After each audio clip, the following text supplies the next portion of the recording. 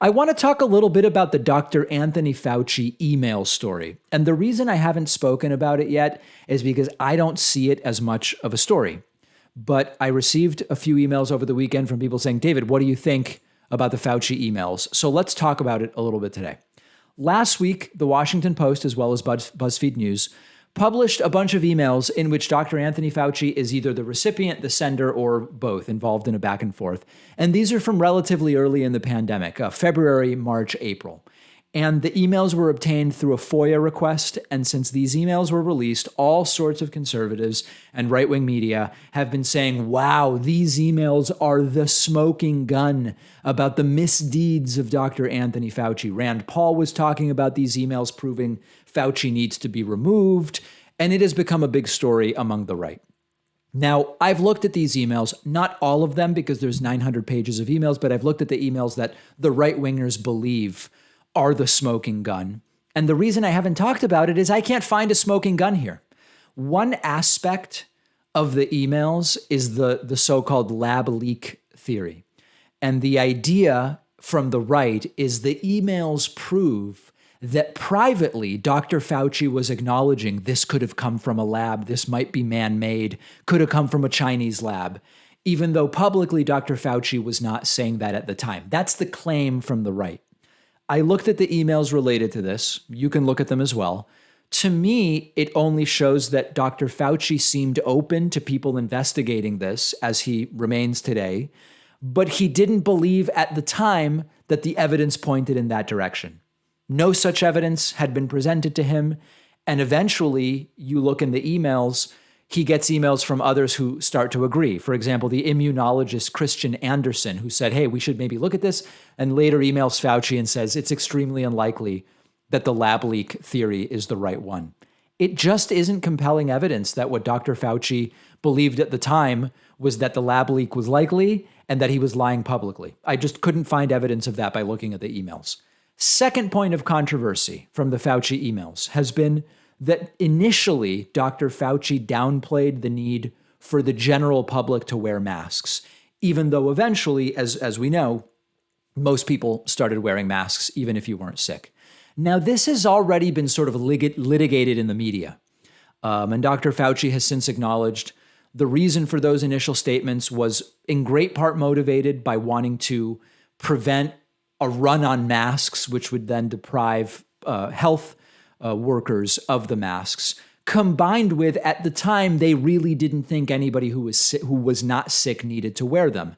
To me, the emails showed that Dr. Fauci, at least into February, was privately saying the same thing he was saying publicly, which is if you're not sick, you don't need to wear a mask. So I do think there's a fair criticism of Dr. Fauci for the mask stuff, but it's been done. There's nothing new based on the emails. He's admitted to why he said what he said, and the emails don't change that. So I didn't find a story there either.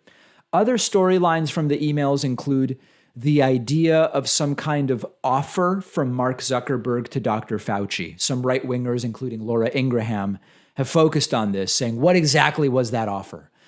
It appears that what it was an offer from Mark Zuckerberg to work with Fauci's team to tamp down on disinformation about coronavirus on Facebook. That's what it seems to be. The least charitable way to interpret that would be that they were colluding to censor people. But the offer was about apparently tamping down on coronavirus disinformation, not a big smoking gun. And then the other topic is hydroxychloroquine. The right has been claiming that privately, as evidenced by these emails, Dr. Fauci knew that hydroxychloroquine could really work on COVID, but publicly Fauci was saying it doesn't work. The reality is neither claim is true. The emails don't show that Fauci thought it was a treatment that worked for COVID. And publicly, remember, all Fauci was saying was, we don't yet have evidence from double-blind, randomly controlled trials that would suggest to us that hydroxychloroquine is a good treatment for coronavirus, prophylactically or in an acute sense. That's what he was saying publicly. And there is nothing in these emails that contradicts that. So that's my assessment of the main controversies related to these emails. It is those four: lab leak, masks, hydroxychloroquine, as well as the masks, hydroxychloroquine. Mass hydroxychloroquine. Now I'm not even looking at my notes here.